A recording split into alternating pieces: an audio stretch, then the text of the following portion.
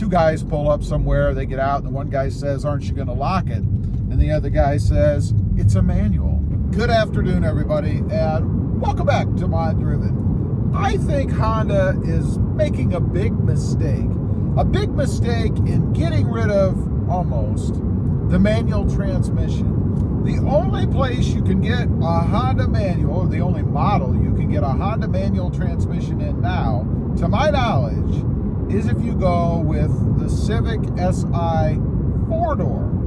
I mean, what kind of a sports car is a 4-door? And let's be honest here, having a manual transmission, you know, these days, or what used to be anyway, really denoted having a sports car. You can't even get them in anything else nowadays. They've all gone to that Tiptronic, you know, the automatic, really, shifter where you just have the shifter you can move around, but the car won't let you over rev. It won't let you blow up the motor, the engine. And for me, a real manual is one that will let you over rev the engine and ruin it, because you have to know how to drive a manual. And it's very disappointing to me that I can't get a new 2-door or coupe manual transmission Honda. You know, a few months ago, I decided I was going to get a coupe, and I wanted a manual transmission, and I thought, you know, I could go out, find one somewhere, a new one from Honda, and pick it up. No, in 2020, that was it. That was the last year for the manual transmission in a 2-door. Matter of fact, it's the last year for the manual transmission in anything but the 4-door Civic Si and the end of the coupe. I don't get it. Must be, obviously, due to sales. I mean, no car manufacturer is going to discontinue a line if they're selling a ton of them, right? So really, it's your fault. You, the buying public. Not me, because I bought a manual. I would have bought a new manual, so I'm not taking the heat for this one. It's really your fault. The buyers out there that don't want a manual transmission. And I understand, you know, if you have a manual, there's some things that you can't do. You know, you can't be driving along, looking at your phone and typing out text messages and emails and all that stuff, if you've got to have your right hand free, if you live in the United States, your right hand free to shift. It's just not very fun. Nor can you read the newspaper or do your makeup or shave. I remember years ago when I had a brick and mortar driving to work in the mornings, you know, it'd be 7:30, something like that in the morning, and you'd always see people sitting in their cars doing stuff that they shouldn't be doing. When I say sitting, I really mean driving.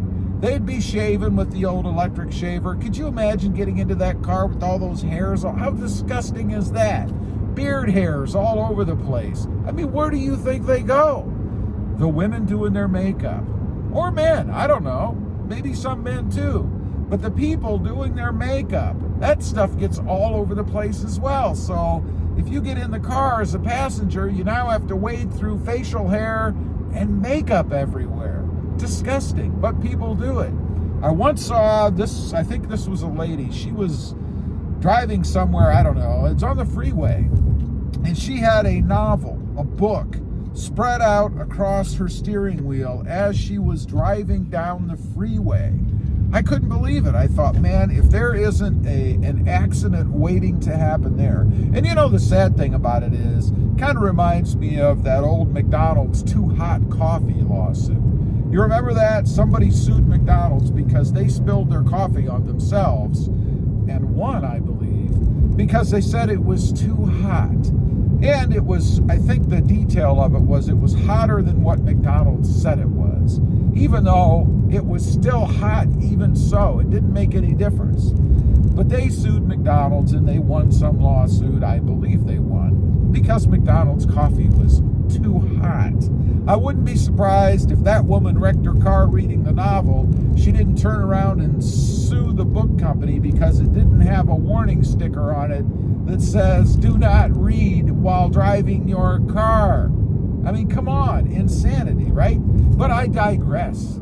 Back to the manual transmission. You know, there's nothing like driving a manual. once you master it and you learn how to do it properly, it is fun. Now, it's not fun in rush hour traffic. I will admit that. If you're driving in bumper-to-bumper rush hour traffic and you're constantly having to run through the gears, that can be kind of a bummer. But as a second car, maybe out cruising around in the weekends, maybe that Sunday drive through the twisties and stuff, nothing beats a manual transmission. It's going away.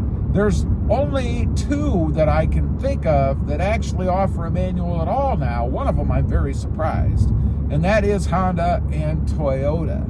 Toyota just announced that they're going to have a third pedal, that would be the clutch if you're not familiar, in their new redesigned 2024 Tacoma. I was floored. I couldn't believe it. I still can't believe that they're actually having a manual transmission in that vehicle, especially as a new redesigned vehicle. What will be interesting to see is how long does it survive? Are they going to continue it year after year, or is this kind of a bridge and the next model year it'll be gone? That really wouldn't surprise me. Manuals used to be better on fuel economy, and I think there's still some folks out there that believe that to be true. It's not anymore. Although I am getting 31 miles per gallon in this Honda Civic, which, by the way, I am driving in a 6-speed manual. But once the automatic with its new technology caught up, it became better at running through the gears than anyone else could, than a human could. It also used to be true that someone driving a manual transmission could outpace or beat the automatic transmission as far as the racetrack goes. That's not true anymore either. Man, and I mean men and women, cannot shift as efficiently or as quickly as the new automatics can. So there really is no good argument for a manual transmission anymore. They're not faster and they don't get better at fuel economy. But there is one thing. They make great for a security system. Since most people don't know how to drive a manual transmission, that would include those with nefarious intentions, thieves. It does make for a great security system. No thief that doesn't know how to drive a manual transmission is going to be able to steal your car. There was a commercial out a while back. I can't remember. It might have been Volkswagen. I don't know. But two guys pull up somewhere. They get out, and the one guy says, "Aren't you going to lock it?" And the other guy says, "It's a manual." Kind of leading to the fact that not many people know how to drive it. I don't have to lock it. Nobody can steal it anyway.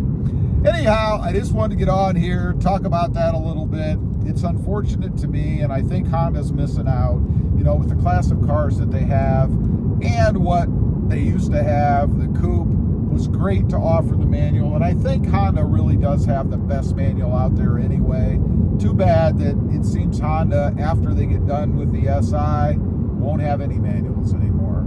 Leave a comment. Let me know what you think. Do you know how to drive a manual? And what do you think of not having them anymore?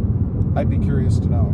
Also, real quick, I do have 2 additional channels. Rob Motive, all about the Toyota Tacoma, and Rob Motive JT, all about the Jeep Gladiator. Check them out, and if you're interested, why not subscribe?